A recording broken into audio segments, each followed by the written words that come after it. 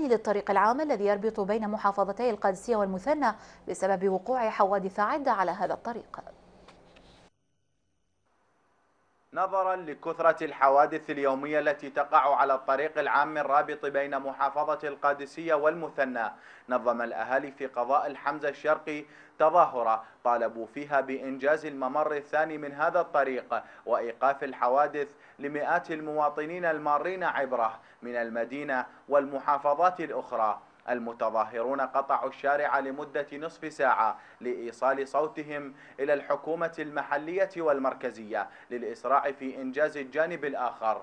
اللي نظم الاعتصام هم أبناء هذه المدينة، أبناء هذا القضاء، للأضرار التي حلت بهم والفواجع التي حلت بهم. هل تعلم أكثر من 700 إصابة سنويا في هذا الطريق؟ طبعا احنا يوميا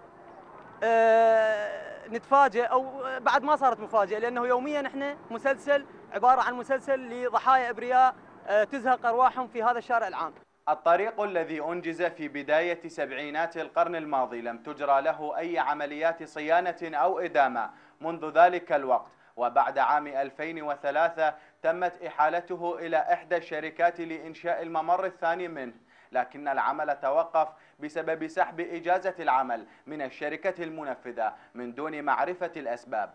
هذا الشارع يربط محافظات الجنوب ووسط العراق، ويربط 4 محافظات ببغداد وبالمحافظات المقدسة، مما أدى إلى كثرة الحوادث به. تم حالته على أحد الشركات، ولكن للأسف الشديد تم التوقف في هذا العمل بأسباب نجهلها حقيقة.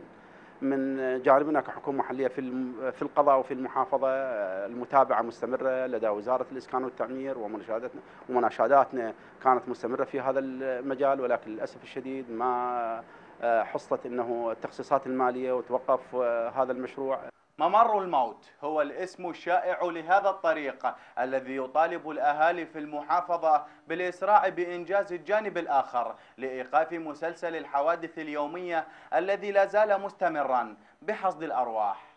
أحمد رحيم، فضائية الرشيد، الديوانية. مشاهدينا، أما الآن فنتابع وإياكم أسعار